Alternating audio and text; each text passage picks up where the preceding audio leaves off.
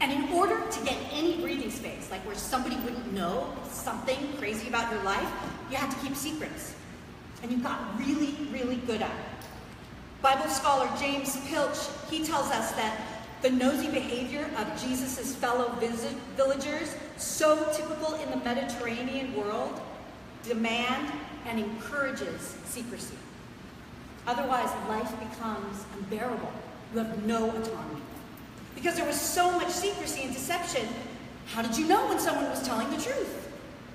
Hence, Jesus saying over and over, as in John's Gospel, "Amen, amen, truly, truly, I tell you." But more than that, Jesus is directing his followers to not keep secrets. He says this morning, everything I am teaching you, Jesus says, shout it from the rooftops. Eventually, God will uncover everything. Because, Jesus says, those 2 sparrows, the cheapest items you can purchase, the least valuable thing in this world, God pays attention to them when they fall down and when they die. Aren't you so much more valuable than a little sparrow? Trust me, Jesus says, God values you much more than you will ever know.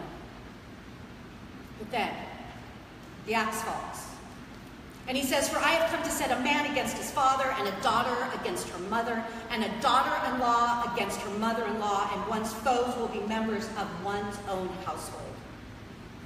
Whoever loves mother or father more than me is not worthy of me, and whoever loves son or daughter more than me is not worthy of me, and whoever does not take up the cross and follow me is not worthy of me. Those who find their life will lose it, and those who lose their life for my sake will find it." Jesus is quoting Micah 7:6. "For the son treats the father with contempt. The daughter rises up against her mother. The daughter-in-law against her mother-in-law. Your enemies are members of your own household." For Jews in the ancient world, in the 1st century, what Jesus is asking of them is a radical and profound shift in their entire way of being in the world. Jesus is unraveling their entire cultural and structural way of life. Their way of life completely and totally revolved around their family. And the families were big. They all lived together. The father, pater familias, head of the household, he owned the family. And by the grace of God, he had sons. And those sons would go out and get wives and bring the wives back to the family. And they would have children. And not only that, but the family, they married members of their own family, hopefully first cousins. That was the most common, and this just made the family stronger. Because let me tell you something, life expectancy in the ancient world was anywhere between 30 and 45 years old. 30% of the children died before the age of 6. 60% died before they reached their teenage years. 75% before their 20s. A small, weak family dies, but a large, strong family survives. Your value, your identity, your very survival is based on family ties. And even then, right, it's shaky because 80% of the population in the Mediterranean world, they live in poverty under Roman occupation. They were prone to all kinds of sicknesses and disease.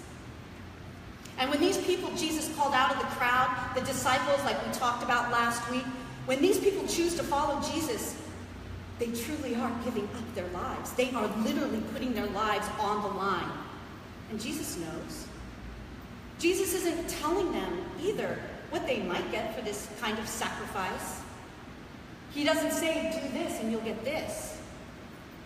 He does give them a little glimpse. Compassion, a sense of value, worth, a life of purpose and meaning, community. A community in a way they have never experienced community before. They lose the identity of the biological family to take up with this new, crazy, made up, all in the same boat family. wouldn't be standing here in front of you if my life hadn't fallen apart, if there hadn't been that secrecy, fear, and family strife. Stepping out of that and into unknown territory, jumping into my boat of community and recovery, that led me on a journey I could never have imagined. I still can't believe it. Like, really? And I can't speak for the first century followers of what was known as the Way, those who chose Jesus over their families. But if humans then were anything like humans today, which I imagine they must have been, those people must have had nothing to live for. Those people must have been so broken, so sick, so tired, so hopeless. They were going to die anyway. And maybe this itinerant Jewish rabbi who was making the religious elite crazy with his vague and bizarre stories, going around preaching about how God's reign of justice and love is right here, right now. People are being restored to seeing, hearing, and life. Maybe, if all that was true about this guy from Nazareth, maybe that's why they were willing to take the risk. Maybe they would just jump into that boat too with all the others. All the tax collectors, the fishermen, the prostitutes, the mentally ill, the homeless, the sick, the dead. They seem like they're doing something powerful in the world, this guy Jesus and all the people that follow him. And all Jesus is doing, all he's doing is showing them what God is really like. Not who they grew up believing God is like, but who God is really like. Jesus is teaching them, showing them, and living out who this God is. God, half tipsy with compassion, going around making marvelous promises and loving everybody and creating healing, loving, compassionate communities like the last of the big-time spenders, handing out $100 bills. Amen. So, that's live. Now, you get the opportunity to share